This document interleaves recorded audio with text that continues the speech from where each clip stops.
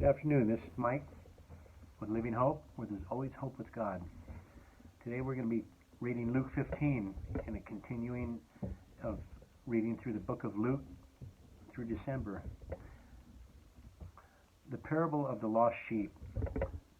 Then all the tax collectors and the sinners drew near to him to hear him, and the Pharisees and scribes complained, saying, "This man receives sinners and eats with them."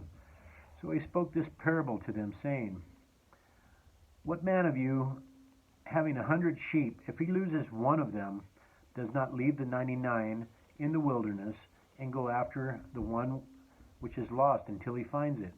And when he has found it, he lays it on his shoulders, rejoicing. And when he comes home, he calls together his friends and neighbors, saying to them, 'Rejoice with me, for I have found my sheep which was lost.' I say to you that likewise there will be more joy in heaven over one sinner who repents than over 99 just persons who need no repentance.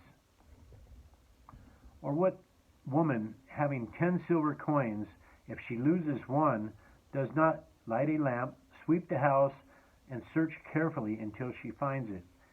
And when she has found it, she calls her friends and neighbors together, saying, 'Rejoice with me, for I have found the piece which I lost.' Likewise, I say to you, there is joy in the presence of angels of God over one sinner who repents."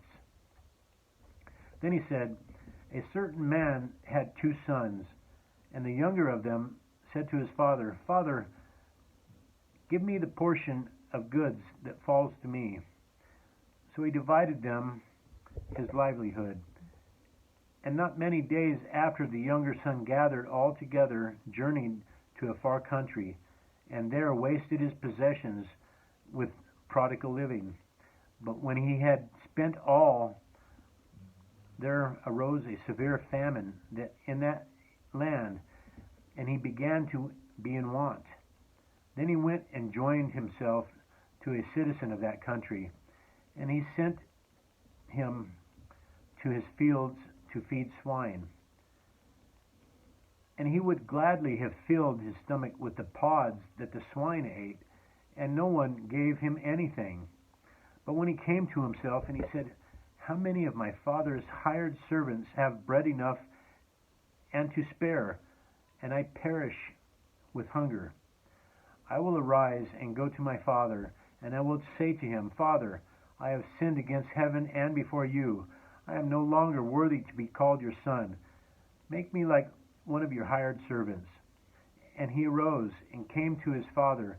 But when he was still a great way off, his father saw him and had compassion, and ran and fell on his neck and kissed him. And the son said to him, 'Father, I have sinned against heaven and your sight. I am no longer worthy to be called your son.' But the father said to his servants, 'Bring out the best robe and put it on him, and put a ring on his hand and sandals on his feet, and bring the fatted calf here and kill it. Let us eat and be merry. For this was my son was dead, and he is alive again. He was lost, and he is found.' And they began to be merry. Now his older son was in the field, and as he came and drew nearer to the house, he heard music and dancing. So he called one of the servants and asked what these things meant. And he said to him, 'Your brother has come, and because he has received him safe and sound, your father has killed the fatted calf.' But he was angry and would not go in. Therefore his father came out and pleaded with him. So he answered and said to his father, 'Lo, these many years I have been serving you.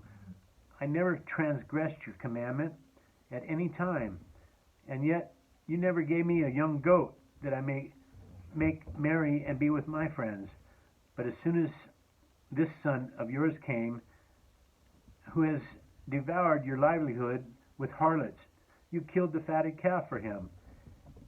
And said to him, 'Son, you are always with me, and that all I have is yours.